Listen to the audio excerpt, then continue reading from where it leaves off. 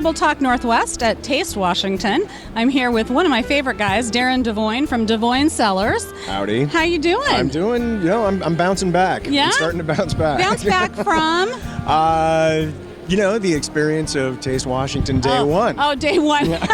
Oh, I was thinking it was some other thing, some life thing, but it was just yesterday. No, it was just yesterday evening. Things got a little celebratory. So were you out late last night? It sure feels like it. Okay. Yeah. Well, you know what? There were a few thousand people here yesterday, and I'll bet they all stopped by your booth. We seemed to see a lot of them. We saw a lot of them. What are you pouring at your booth today? We are pouring 3 reds. We have our 2010 Untitled. It's a Cabernet Franc blend. That's the one with all the little music notes on it. That's one of the 2 with the music notes on Okay. it. It's the one with the white sheet music on it. It's Okay. Cabernet Franc, Syrah Petit Verdot. Then we're pouring our 2010 Montreux Syrah and 2010 Duet Cabernet Sauvignon, which also has sheet music, black label, very fancy. So music seems to be a little bit of a theme here. It is. Doesn't it? It is, a little bit. The thing I love about that is that last year you were at Wine Rocks. I was. Which is happening again this year, July 10th, down on the waterfront. Yeah. And you were such a hit last year, and it was the first time that I had really seen you in action. But you were so much fun. So tell me about your band. Our band, we're called the Statesmen. Very high-class act. Stunning in our red and blue velvet tracksuits.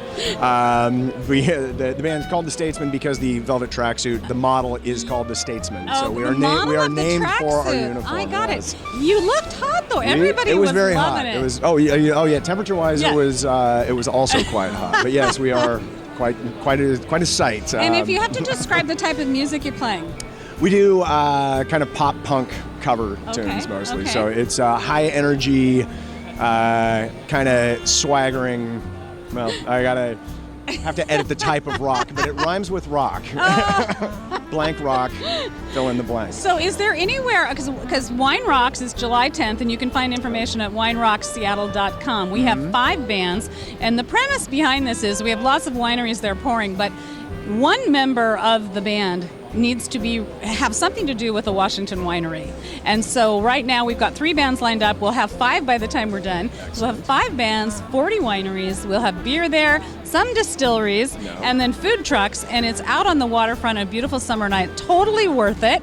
So is there anywhere else people can find information about your band? Are you doing anything else publicly? Well, it's funny. The Wine Rocks last year was the first time that our band ever performed. Right. We've only performed once since then. My adoring fans. People are walking by and waving at us in case you're wondering why we're acting so strange here. We've only performed one time since then, and so we've just resumed practicing once we got the call that you wanted us to headline. That's right, headline. Headline. They are the closing act. I'm telling you, you're not going to want to miss this. So, and our drummer is actually the owner of Vessel Wines, another winery. So we have a 2 winery connection now. Yeah. Okay, so we need to make sure that he's there pouring from his winery too. We'll see what we can get going on. I've never met him. He's a charming guy. That's Steve Hartley. You got to. He's a drummer. I'll just leave it at that. He is exactly what you would imagine a drummer to be. So tell me this: How long have you had Des Voigne Cellars? We started producing in 2004, so we just finished up our 10th crush this past fall. Opened our doors in 2006.